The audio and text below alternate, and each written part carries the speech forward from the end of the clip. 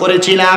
রাসূল পাকের রওজা মুবারকের মধ্যে ঢোকার সময় একটা দরজা, যে দরজার নাম হলো বাবু সালাম দরজা, ওই দরজা দিয়া আমি কত দাড়ি পাকা বড় বড় বাবাদেরকে দেখলাম। ওই দরজা দিয়া আমি দেখলাম কত যুবক ভাইরা যাইতেছে, কিন্তু কোনো মহিলা মানুষ ওই দরজা দিয়া প্রবেশ করতেছে না। আমি এমন অবস্থা দেখা অনেক মানুষকে দেখতেছি একজন আরেকজনের সঙ্গে কথা বলতেছে, অনেক মানুষকে দেখলাম একজন একজনের সাথে হাসাহাসি করতেছে, কিন্তু রাসূল পাকের রওজা মুবারকের সামনে যাইয়া তারা আসসালাতু ওয়াসসালামু আলাইকা ইয়া রাসূলুল্লাহ বলে সালাম দিতেছে, সাল্লাল্লাহু আলাইকা ইয়া রাসূলুল্লাহ বলে সালাম দিতেছে। আমার সাথে আমার একজন ভাই ছিল জাকারিয়া, আমি দেখলাম সে রাসূল পাকের রওজা মুবারকের দিকে ফিরে ফিরে সালাম দিতেছে, কিন্তু তার চোখগুলা বায়া বায়া পানি পড়তেছে। আমি জিগাইলাম, ও ভাই জাকারিয়া, আপনার চোখগুলা দিয়া বায়া বায়া কেন পানি পড়তেছে? আমার প্রশ্ন করে, হুজুর আপনার চোখের মধ্যে তো পানি দেখা যায়, আপনার চোখ দিয়ে কেন পানি পড়ে একটা বার আপনি বলেন না। আমি বললাম, আমি হাদিস শরীফের মধ্যে শুনলাম রাহমাতুল লিল আলামিন নবী বলেছে, মান যারা কবরি ওয়াজাবাত লাহু শাফাআতি ইয়াউমাল কিয়ামা, কিয়ামতের পূর্বে কেউ যদি আমি নবীজি রওজা মুবারক একবার জিয়ারত করে, আমি নবীজি তার জন্য সুপারিশ করা ওয়াজিব হয়ে যায়, আবশ্যক হয়ে যায়। ও মুসলমান, আমি তার জবাব দিলাম, আমি রাসূল পাকের রওজা মুবারকের মধ্যে সালাম দিয়েছি। ভাইজান তাকে দেখেন, রাসূল পাকের রওজা মুবারকের পাশে হযরত আবু বকর সিদ্দিক রাদিয়াল্লাহু তাআলা আনহুর রওজা, হযরত আবু বকর সিদ্দিকের পাশে হযরত ওমর ইবনে খাত্তাবের রওজা। ও ভাই, আমি চিন্তা করলাম আবু বকর সিদ্দিক ঈমানের চোখ দিয়ে রাসূলকে দেখেছে, হযরত ওমর ইবনে খাত্তাব রাদিয়াল্লাহু তাআলা আনহু ঈমানের চোখ দিয়ে রাসূল পাকের রওজা মুবারক দেখেছে, কিন্তু আমরা তো ওই রাসূলকে আমাদের চোখ দিয়ে কোনোদিন দেখি নাই। আমি রাসূল পাকের রওজা মুবারকের মধ্যে সালাম দিছি আর বলছি, ইয়া রাসূলুল্লাহ, নবীজি আমার মনের মধ্যে সবচাইতে বড় একটা আশা ছিল, সবচাইতে বড় একটা শখ ছিল, আমার মরণের আগে একবার আমি আপনার রওজা মুবারকে সালাম দিব, কারণ আপনি নবীর উম্মত দাবি করি, আপনি নবীর রওজার সামনে না আসলে আমার কলিজা টানচান আনচান করবে। ও মায়ার নবী রাহমাতুল লিল আলামিন নবীজি, হাদিসে মুবারাকার মধ্যে দেখলাম আপনি নবী বলেছেন, কেউ যদি দুনিয়ার জমিন থেকে এই মদিনা শরীফের মসজিদে নববীতে 2 রাকাত নামাজ পড়ে, আমার আল্লাহ তাআলা এই সওয়াব তারে 50,000 গুণ বাড়ায়া দেয়। ও নবী, আপনার রওজা মুবারকে সালাম দিতেছি, আমার মনের মধ্যে একটা আশা গো নবী, আমি আপনাকে আমার মরণের আগে ঘুমের ঘরে স্বপ্নে হলো একবার দেখতে চাই। ও আমার আজকে বিহার মণ্ডলের বাবারা, যেই নবীর উম্মত দাবি করেন, আপনারা বলেন ওই নবীকে মরণের আগে একবার আমাদের সবার দেখার আশা আছে না নাই? মুসলমান ও নবীর উম্মতের দল, আশিক রাসূল ভাই বাবারা, আমি আমার নবীজির রওজার সামনে দাঁড়ায় শুধু এই কথা বলি নাই, আমি বলছি, ইয়া রাসূলুল্লাহ, ওয়াজ মাহফিলের ময়দানে গেলে ওয়াজ মাহফিলে কত নবীর উম্মতদেরকে নিয়ে আপনাকে সালাম দেয়, কত মানুষ টাকার জন্য আপনার রওজা মুবারকে আসতে পারে না, কত মানুষ অভাবের কারণে আপনার রওজায় সালাম দিতে পারে না।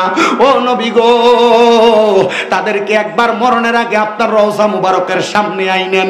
আমি বলছি, ইয়া রাসূলুল্লাহ, আমি আপনারে সালাম দিলাম, আমার জন্য আপনার সুপারিশ হবে, কিন্তু যারা সালাম দিতে পারে নাই আপনি কি তাদের জন্য সুপারিশ করবেন না? আমার নবী বলে, উম্মত শাফাআতি লি আহলিল কাবাইর মিন উম্মতি, আমার উম্মতের ভিতরে যদি কোনো উম্মত কবিরা গুনাহ করে, আমি নবী তার জন্য সুপারিশ করব, যদি তার ঈমান থাকে আমি নবী ঘোষণা করলাম ওই ব্যক্তির জন্য সুপারিশ করব।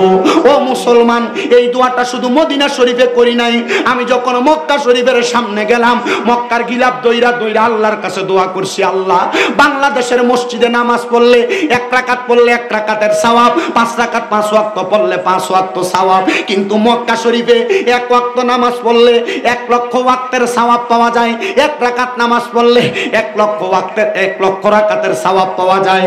আল্লাহ, বাংলার মানুষ যদি জানতো, বিশ্বের মানুষ যদি বুঝতো, তাইলে তারা তাদের টাকা পয়সা ব্যাংকে না রাইকা তাদের টাকা পয়সা দিয়া জায়গা সম্পদ না কিনা, মা বোনেরা পর্দার অন্তরালে যারা শুনতেছেন, আপনারা দামি দামি স্বর্ণ গয়না না কিনা আপনি মক্কা মদিনা যাওয়ার জন্য প্রস্তুতি গ্রহণ করতেন। ও আমার বয়স্ক বাবারা, ওই মক্কা শরীফের কালো গিলাফের দিকে তাকায়া তাকায়া নামাজ পড়লে বড় মজা লাগে, বড় শান্তি লাগে, বড় আরাম লাগে। একবার নিয়ত করবা, আল্লাহ যেন মরণের আগে একবার মক্কা মদিনা তোমার নিয়ে যায়। মক্কা মদিনা গেলে তোমার মনের ভিতরে এমন একটা শান্তি পাইবা, দেখ দেখবা বাংলাদেশের কথা তোমার মনে পড়ে না। ও আমার মুসলমানের দল, ও আমার বয়স্ক বাবারা, যুবক নওজোয়ান বন্ধুরা, আপনারা কক্সবাজার ট্যুর দেওয়ার জন্য 10-15-20 হাজার টাকা বাজেট করেন। আমি বলবো না না না, যদি আপনি আপনার জীবনের প্রশান্তি, আপনার জীবনের শান্তি অনুভব করতে চান, আপনি নিয়ত করেন আপনি মরণের আগে একবার মক্কা মদিনা যাবেন। কারণ আল্লাহর নবীর হাদিস, আমার নবী বলেন নিয়াতুল মুমিনিন খায়রুম মিন আমালি, মুমিনের নিয়ত তার আমলের চাইতে উত্তম। আপনি নিয়ত করেছেন মক্কা মদিনা যায় হজ করবেন, কিন্তু আপনি করতে পারেন নাই। আল্লাহর নবী বলে মক্কা মদিনা যাওয়ার আগে ওই বান্দা যদি মারা যায়, আমার আল্লাহ তাআলা তার আমলনামার মধ্যে মক্কা মদিনা যাওয়ার সওয়াবটা লিপিবদ্ধ করে দেয়। ও সম্পদওয়ালারা, আপনি লাখ লাখ টাকা ব্যাংকে রাখছেন, ওই সম্পদ আপনার সন্তান পাবে, কিন্তু মরার পরে আপনার কবরে আপনার টাকা পয়সা দিয়া দিবে না। জায়গা সম্পদ সন্তানকে দিয়া দিবেন, আপনার সন্তান আপনার জায়গা সম্পদ আপনার কবরে নিয়ে দিবে না। ও পর্দার অন্তরালের মা, ঘরে যদি 2-3 ভরি 4-5 ভরি স্বর্ণ থাকে, পারলে 1 ভরি বিক্রি কইরা স্বামীর হাতে টাকাটা তুইলা দিয়া বলবা আপনার কাছে আমি বেশি কিছু চাই নাই, আমার মরণের আগে একবার আপনি মক্কা মদিনা আমারে ঘুরায় আনান, এই নেন টাকা দিলাম। কারণ ও বন্ধুরা, মক্কা মদিনা যায় ইবাদত করলে মনে কি শান্তি পাওয়া যায় এটার মজা তো তুমি বুঝবা না। কিন্তু আপনি দুনিয়াতে হারাম খাইবেন, পরের হক মাইরা খাইবেন, সুদের টাকা খাইবেন, গোশের টাকা খাইবেন, আবার মক্কা মদিনা যায় হজ করবেন, এমন হজ দিয়েও কোনো লাভ হবে না। এই জন্য সাবধান, হজ করবেন তো ঠিক আছে, মক্কা মদিনা যাবেন ঠিক আছে, হারাম খাইতে সাবধান, পরের হক মাইরা খাইতে সাবধান। এবার আপনারা বলেন আমরা হালাল টাকা দ্বারা মক্কা মদিনা সফর করার দরকার আছে না নাই? কারা কারা ওই মক্কা মদিনা যাইতে চান ডান হাত তুলে আমার আল্লাহকে দেখান। আল্লাহ যেন কবুল করে। মুহাব্বতের আওয়াজে জোরে পড়েন আলহামদুলিল্লাহ। তাহলে যারা যারা যাইতে চান মুহাব্বতে আমার সাথে পড়েন, ওরে দয়াল আল্লাহ দয়া করেন, দয়া রেনে নাসিব করেন মাদিনা, লা ইলাহা ইল্লাল্লাহ, ও লা ইলাহা ইল্লাল্লাহ, লা ইলাহা লা ইলাহা ইল্লাল্লাহ মুহাম্মাদুর রাসূলুল্লাহ সাল্লাল্লাহু আলাইহি ওয়াসাল্লাম। মুহাব্বতের আওয়াজে উচ্চ কণ্ঠে পড়ি আলহামদুলিল্লাহ। আজকের এই কুমিল্লা জেলার দেবিদ্বার থানাধীন বিহার মণ্ডল রূপায়া শাহী ঈদগাহ ময়দানে যুব সমাজের উদ্যোগে 13তম ইসলামী সম্মেলনে উপস্থিত আজকের মাহফিলের যিনি সম্মানিত সভাপতি আলহাজ ইঞ্জিনিয়ার আব্দুল লতিফ সাহেব, বারাকাল্লাহু ফি হায়াতি। মাহফিলে প্রধান বক্তার ভূমিকায় বাদ মাগরিব বয়ান করেছেন মুফতি মোহাম্মদ মনিরুল ইসলাম চৌধুরী সাহেব। বয়ান করেছেন আমার পূর্বে বরিশাল ভোলা থেকে আগত হযরত মাওলানা মুফতি আরিফ বিল্লাহ সাহেব। মাহফিলের সম্মানিত ওয়াইজিনে کرام হযরত মাওলানা আনিস মাহমুদ সাহেব, হযরত মাওলানা মুতালেব হোসেন ভুইয়া সাহেব, আলহাজ হযরত মাওলানা নজরুল ইসলাম সাহেব, হাফেজ মনিরুল ইসলাম সাহেব, হযরত মাওলানা আলী আকবর সাহেব সহ মাহফিল ইন্তজামিয়া কমিটি, আমার স্টেজে এবং সামনে রাস্তাঘাটে অবস্থানরত দাড়িপাকা বয়স্ক বাবারা, যুবক নওজোয়ান ভাইয়েরা, ছোট্ট ছোট্ট মাসুম বাচ্চারা, পর্দার অন্তরালের মা বোনেরা, আল্লাহ তাআলার দরবারে শুকুর গুজার করে এক বাক্যে মোহাব্বতের আওয়াজে উচ্চ কণ্ঠে সবাই ওই আল্লাহর শুকরিয়া আদায় করে পড়ি আলহামদুলিল্লাহ। উপস্থিত হাজিরিন, আপনারা বলেন এই জান্নাতের বাগানে আসতে পেরে বসতে পেরে আমরা সবাই খুশি না বেজার? আল্লাহ তাআলা আমাদের আশা বসা কেমনভাবে কবুল করেন।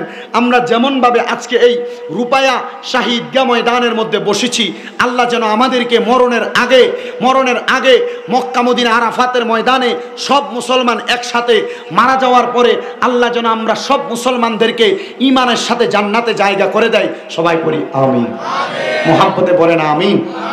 আপনাদের কাছে আমি কোরআনুল কারীমের সূরা বাইয়িনার একটা আয়াত তেলাওয়াত করেছি, যে আয়াতে কারিমার মাধ্যমে আজকের ওয়াজ অনেকের গায়ে পড়বে। বলে হুজুর কার কার গায়ে পড়বে?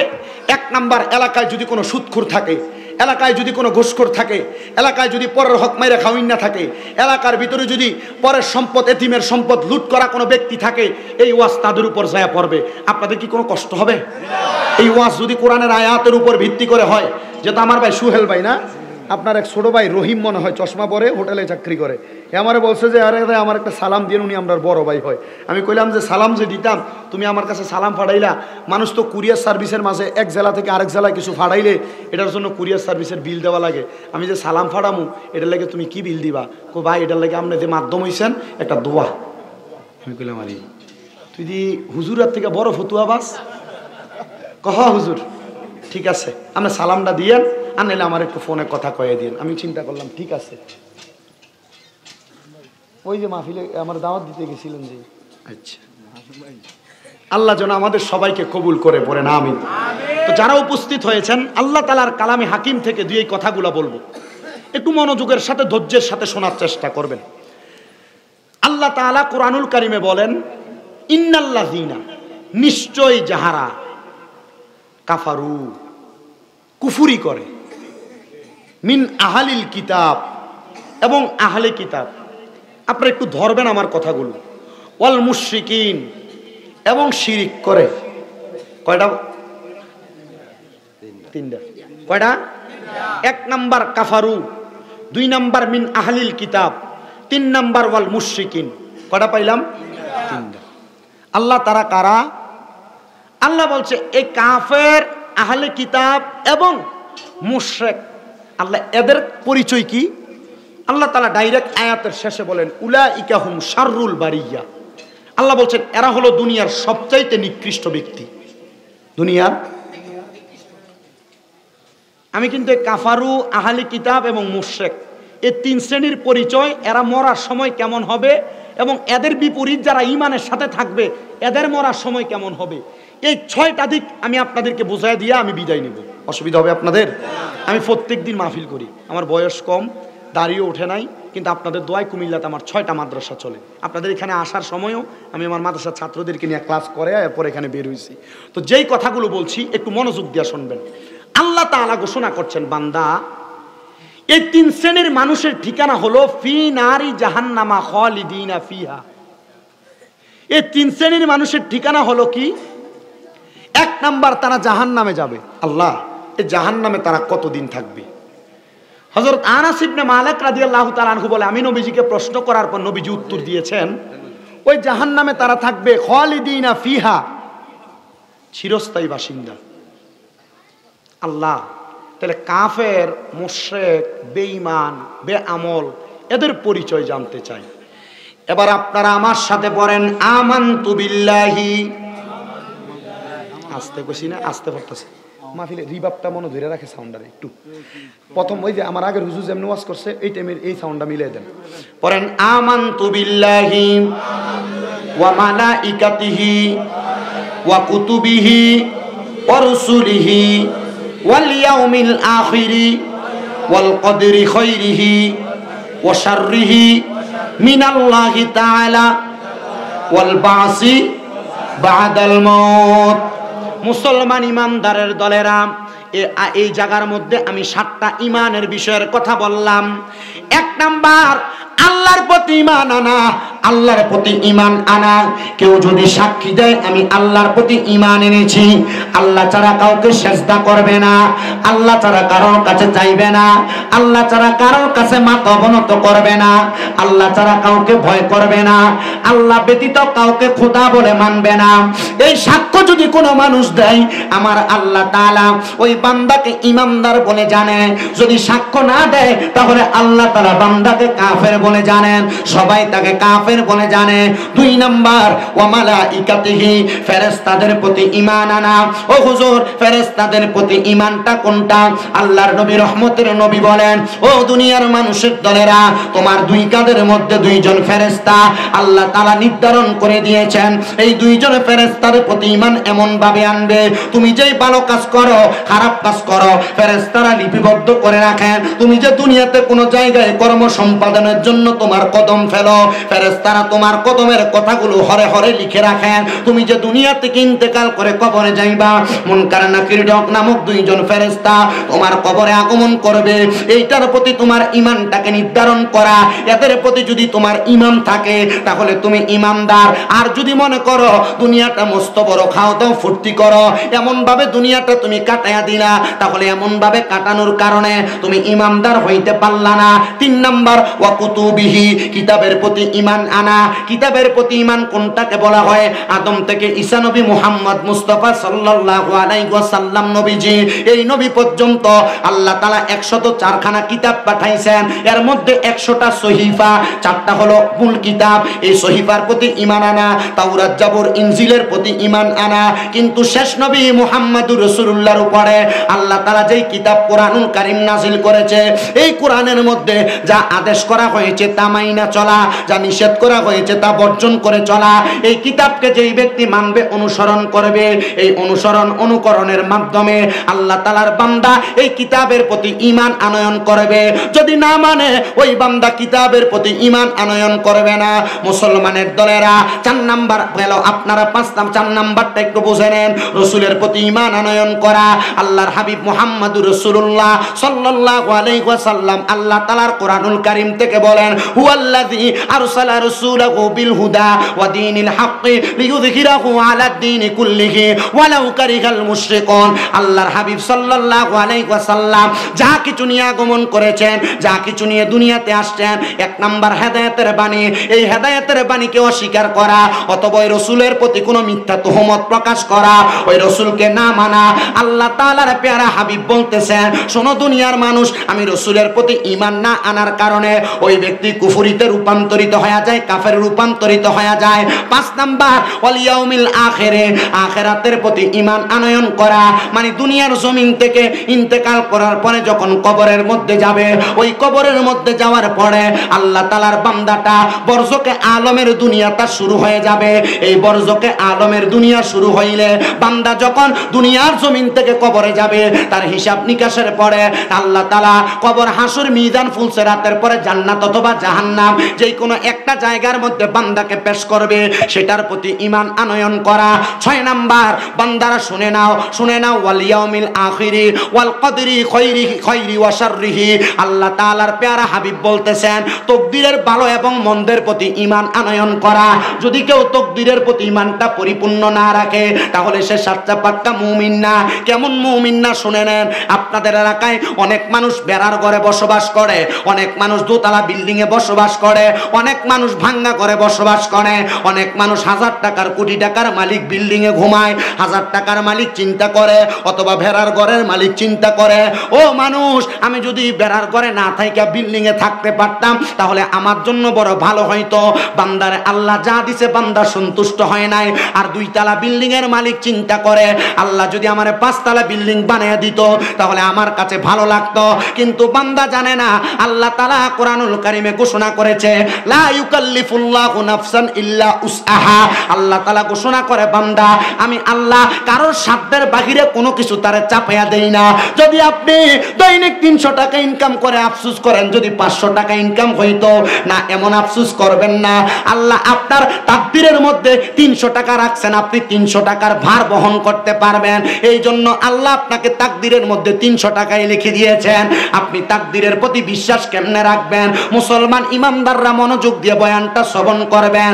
ও 2 তলা বিল্ডিং এর, 1 তলা বিল্ডিং এর মালিকরা, আপনি চিন্তা করেন, আল্লাহ যদি আমারে আরেকটা বিল্ডিং বানানোর সুযোগ দিত, একটা দোকান আছে আরেকটা বানানোর সুযোগ দিত, আপনি এই নিয়ত করতেছেন, না না না, আপনি ওই জায়গায় যা পাইছেন আপনি আলহামদুলিল্লাহ বলবেন, কারণ আপনি এইটার মালিক হওয়ার জন্য যথেষ্ট।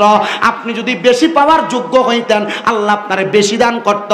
এই জন্য 300 কামাই করেন, 500 করেন, 1000 করেন, টেনশন রাখবেন না, চিন্তা রাখবেন না, সর্ব অবস্থায় শুকরিয়া আদায় করবেন। কার? আল্লাহ। শুকরিয়া আদায় করলে লাভ কি হবে? আবু সাইদ খুদরি রাদিয়াল্লাহু তাআলা আনহু বলেন, আল্লাহ তাআলার প্যারা হাবিবের জবান মোবারকের বাণী, কেউ যদি শুকরিয়া আদায় করে আল্লাহ তাআলা নিয়ামত বাড়ায় দেয়। মানে আপনি কামাই করলেন কত? না কত? আপনাদের কি কষ্ট হইতেছে? আমার ওয়াজের ধারাবাহিকতা এমনই, আস্তে আস্তে আস্তে আস্তে আস্তে ঢুকে। যদি আপনার, কারণ আমি আপনাদের এই অঞ্চলের সাইডটাতে আর আসি নাই, কখনোই আসি নাই। আমি যখন দাওয়াত রাখি মজিব সাহেবরে কইছি আমি আমার যে দাওয়াত দেন এর আগে মাহফিলে কে আইছে, উনি আমার বক্তার নাম বলছে। আমি কইছি ওই বক্তাদের সাথে আমার যে দাওয়াত দিবেন এলাকার মানুষ খাইবনি। পরে দেখি না ওই 2-3 দিন মোটামুটি মনে কয়েক মাহফিলের 1-1.5 মাস আগেই শুনছি হুজুর আপনারা দাওয়াত দিয়া লইয়া কত কিছু হয়েছে। আমি চিন্তা করলাম কি হয়েছে, কোরআন হাদিসের কথা চলবে, এগুলা নিয়ে বাড়াবাড়ি হয় কেন? আমি কইলাম তাইলে দাওয়াতটা ক্যান্সেল করাই দিই। আমি মোটামুটি 15-20 দিন আগে দাওয়াত ক্যান্সেল করলেও আমার মাহফিলের অভাব হবে না। কইতেছে না হুজুর দাওয়াত দিয়ে লাইছি কি হইব। আমি চিন্তা করলাম আচ্ছা দাওয়াত যেহেতু নিচ্ছি গ্রহণ করি। আমি আজকে এশারের আজানের আগ পর্যন্ত শিউন না আমি যে মাহফিলে আম, এশারের আজানের আগ পর্যন্ত শিউন না আমি যে মাহফিল আসবো। পরে আমি নিজে কল দিয়ে কইলাম কি ও মাহফিল হইব? হুজুর হ বক্তা তো ওয়াজ করতেছে, আমরা তো একজনরা আনতেছি একজনরে নিতেছি। আমি কইলাম মা তো আমারই নিতেন না? হুজুর আমরা চললে না। আমি চিন্তা করলাম ইন্ডিয়া যদি আই এই রাস্তাটা কি আমি চিনি না জানি না কখনো গেলাম না, তাহলে আমি কেমনে চিনবো? আমি তো আর আঙ্গুলের ফাঁক দিয়ে পড়ে দিতাম না আমার কুদুরে লইয়া যান। পরে কষ্ট করে গেছে মজিব সাহেব আপনি কুদুর বইয়েন না, খুব টেনশনে আছে চিন্তা করতেছে। আপনার কি কষ্ট হইতেছে? ও আজকে কাজে লাগবো মনে হইতেছে। আমি কিন্তু কুফুরি আহলে কিতাব এবং মুশরিক যারা তাদের বর্ণনা দিয়া বে আমলদের মৃত্যুর অবস্থা বর্ণনা করবো। আগে বইলা দিছি ওয়াজের সারমর্ম। এই জন্য আমি চিন্তা করলাম আসলে আপনারা যে দাওয়াত দিতেছেন ওয়াজের ময়দান কেমন। পরে আমার ভাইজন কইল আব্দুল হালিম রহমতুল্লাহ মানে দামতির হুজুর নাকি। তাহলে বুঝলাম যে এই মাহফিল যিনারা বাস্তবায়ন করাইছেন তেনারা তরিকতপন্থী মানুষ। আব্দুল হালিম রহমতুল্লাহ আলাইহির একটা বড় সবচেয়ে কারামত কি জানেন? আমাদের এলাকার পূর্বাঞ্চল কনেশতলা নাম অনেকে হয়তো শুনছেন। এলাকায় বৃষ্টি হয় না, মানুষ ফসল ফলাদি করতে পারে না। তো হুজুরের কাছে আইসা কানছে, হুজুর আপনি যদি যান সলাতুল ইস্তেসকার নামাজ পড়ার কারণে হুজুর আল্লাহর ওলিদেরকে দিয়ে নামাজ পড়াইলে আল্লাহ তাআলা বৃষ্টি দান করে, হুজুর আপনি একটু আমাদের প্রতি দয়া করেন। দয়া করার মালিক কে? কোন দয়া করার মালিক কে? তো এখন কি আব্দুল হালিম হুজুর দয়া করব না? মানে হুজুর আপনি আমাদের প্রতি এমনভাবে একটা নজর দেন যেন আল্লাহ তাআলা আপনি দোয়া করলে দোয়া কবুল করে। কারণ আল্লাহ তাআলার অনেক খাস বন্ধু আছেন যারা দোয়া করলে দোয়া কবুল হয়, যাদের উপাধি মুস্তাজাবাতুদ দাওয়াত। মুস্তাজাবাতুদ দাওয়াত, এরা কোনো দোয়া করলে আল্লাহ দোয়া ফিরায় না। তো আব্দুল হালিম হুজুরে নিয়ে গেছেন, নিয়ে যাওয়ার পরে হুজুরকে বলছেন হুজুর এই মাঠে আমরা ফসল করতে পারি না, যা লাগাই সব নষ্ট হয়ে জায়গা। হুজুর বলছে ঠিক আছে চলো একটু নামাজের ইন্তজাম করো, আমরা এই মাঠে নামাজ আদায় করি। এই যায় নামাজের মুসল্লা বিছায়া উপস্থিত কয়েকজন মুসল্লি নিয়ে নামাজ পড়ছে, সালাম ফিরিয়া মুনাজাত তুলছে।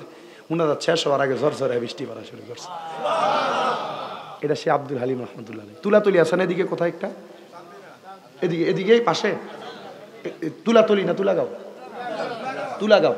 এই তুলাগাঁও আমি দীর্ঘ 2017 সালে আমি এসএসসি পরীক্ষা দেওয়ার পরে যখন আসছি মাহফিলে, পরে আমার কাছে এই ধামতির হুজুরের এক মুরিদ একবারে বয়স্ক মসজিদে তুলাগাঁও মসজিদের একবারে ভিতরে আমার কাছে কানতেছে আর করতেছে হুজুর, হুজুর যখন চলে গেছেন, হুজুর চলে যাওয়ার পরে হুজুর আর ধামতির দিকে ঢুকলে আমার মনটা এতটা টানে না। আমি গেলাম কারণ কি? কইতেছে হুজুর টানতো কিভাবে, আগে হুজুর দিকে তাকাইলে আমার একবারে কলিজাটা খুব মানে ঠান্ডা ঠান্ডা লাগতো, কিন্তু এখন ঠান্ডা লাগে না। আমি আপনার কাছে ইবনে মাজাহ শরীফের 303 নম্বর পৃষ্ঠার একটা হাদিস বলছি। নবীজি বলছে আলা উখবিরুকা আম মুলুকিল জান্নাহ। নবীজি আরেকটা হাদিসে বলছে হ্যাঁ আমি কি তোমাদেরকে উত্তম ব্যক্তি সম্পর্কে খবর দিব না? তখন সাহাবায়ে কেরাম বলছে কলু বালা, হ্যাঁ আপনি উত্তম ব্যক্তি সম্পর্কে খবর দেন। তখন রাসূল বলছেন উত্তম ব্যক্তি হলো তারা ইজা রুউ যুকিরাল্লাহু আযজা ওয়া জাল্লা, যখন কোনো ব্যক্তির দিকে তাকাইলে আল্লাহর কথা মনে হবে, মনে করবা এটাই উত্তম ব্যক্তি। কি ব্যক্তি? আপনাদের আসতে কম কি ব্যক্তি? হক্কানি পীর মাশায়েখ উত্তম ব্যক্তি আপনি কেমনে চিনবেন? তার মানে বোঝা গেল ওনার আমল আখলাক, ওনার চরিত্র এমন ভাবে গঠন হবে যে চরিত্রের মাধ্যমে আমাদেরকে আল্লাহর কথা মনে করাইয়া দিবে। কি ঠিক না? কার কথা মনে করাইবো? হক্কানি মাশায়েখে আজম এবং পীর মাশায়েখদের চিহ্ন কি? তার চেহারার দিকে তাকাইলে কার কথা মনে হবে? জোরে কয় না, কার কথা মনে হবে? তা আপনি আল্লাহর কথা মনে হইব আপনার চেহারার দিকে চাইলে। আপনি এমন ভাবে চলাফেরা করেন, আপনি যে সিগারেট খাইতে খাইতে ঠোঁটে দিয়ে এমন কালা বানাইছে এটা লগে দিয়ে হাঁটা চলাও করা যায় না দুর্গন্ধের কারণে। কথা কন না কেন? যেই কথা ওই বয়স্ক ব্যক্তি বলতো হুজুর হুজুরের দিকে তাকাইলে ভাল লাগতো, আমি বললাম আপনি আমার হুজুর হুজুর কইেন না, আমি আপনাদের ছেলের মতো, আপনি আমার জন্য দোয়া করেন আল্লাহ তাআলা যেন আমাদের সিনার মধ্যে এমন হক্কানিয়তের একটা পাওয়ার আর নূর দান করে যেন আমরা এমন হইতে পারি। বলছে হুজুর এমন তো আর পাওয়া যাবে না, তবে দোয়া করে আল্লাহ যেন আপনাদেরকে আপনাদের মতো করে মানুষ করে। আমি চিন্তা করলাম ওনাদের দোয়াটা কবুল হয়েছে। আমি এই কম বয়সে আজকে 8 বছর রানিং মাহফিল করতেছি। এসএসসি পরীক্ষা দেওয়ার পর থেকে মানুষ দাওয়াত দিয়া নেয়, ওয়াজ করি। গতকালকে 2টা মাহফিল করে আমি আপনাদের এখানে উপস্থিত হওয়ার তৌফিক আল্লাহ দিছে। তো আমি চিন্তা করি আমার তাকদিরে আল্লাহ তাআলা এটা রাখছেন। আমার যে হুজুর মুহাদ্দিস হুজুর গতকালকে দাওয়াত দিছে, বলছে তোমার কপাল ভালো, তোমার নসিব ভালো, তকদির ভালো, আল্লাহ তাআলা তোমার দিয়ে মাহফিল করায়। আর নাহলে তাকায় দেখো তোমার অনেক ওস্তাদরাই বৈশা বৈশা থাকে। কথা তো সত্য। এলেমওয়ালা ব্যক্তি, আলেমরা এলেমওয়ালা ব্যক্তিরা বসে বসে আছে, মানুষ এদেরকে দাওয়াত দেয় না। দেখেন কণ্ঠ একটু যদি সুন্দর হয় এরা দাওয়াত দিয়ে নিয়ে খুব সুন্দর মাঠ জমজমাট ওয়াজ করায়। কিন্তু আমার কথা হলো আপনি এগুলার প্রতি বিশ্বাস না রাখা, বিশ্বাস যদি রাখেন কিসের উপর? তকদির না, বিশ্বাস যদি রাখেন, আমি 7 বিষয়ের প্রতি বিশ্বাসের কথা বলছি। এই 7 বিষয়ের উপর যদি কারোর ঈমান না থাকে, বিশ্বাস না থাকে, তাহলে সে ঈমানদার না, সে কাফের। সে কি কি সে কি? গভীর মনোযোগ দেন বাবাজিরা আমার। তাইলে আপনি যা কিছুর মালিক হন না কেন, আপনি বিশ্বাস রাখবেন তাকদীরের উপরে। আল্লাহ আপনাকে যা দিয়েছে আপনি তার উপর ঈমান রাখবেন, আলহামদুলিল্লাহ আদায় করবেন, শুকরিয়া আদায় করবেন। এবার আপনারা বলেন শুকরিয়া আদায় করলে আল্লাহ তাআলা নিয়ামত বাড়ায়া দেয়, বিশ্বাস আমাদের সবার আছে না নাই? আমার এই বিহার মণ্ডলের বাবারা, এরপরে আছে 7 নাম্বার। যখন আপনার তাকদীরের প্রতি ঈমানের কথা বললাম, ওয়াল ইয়াউমিল আখির ওয়াল কদরি খায়রিহি ওয়া শাররিহি মিনাল্লাহি তাআলা ওয়াল বা'সি বাদাল মাউত। আমার আল্লাহ তাআলা যখন আপনাকে মৃত্যু দান করবেন, মৃত্যুর পরে আমার আল্লাহ তাআলা আবার আপনাকে উত্তোলন করবেন হিসাব নিকাশ করার জন্য। ওই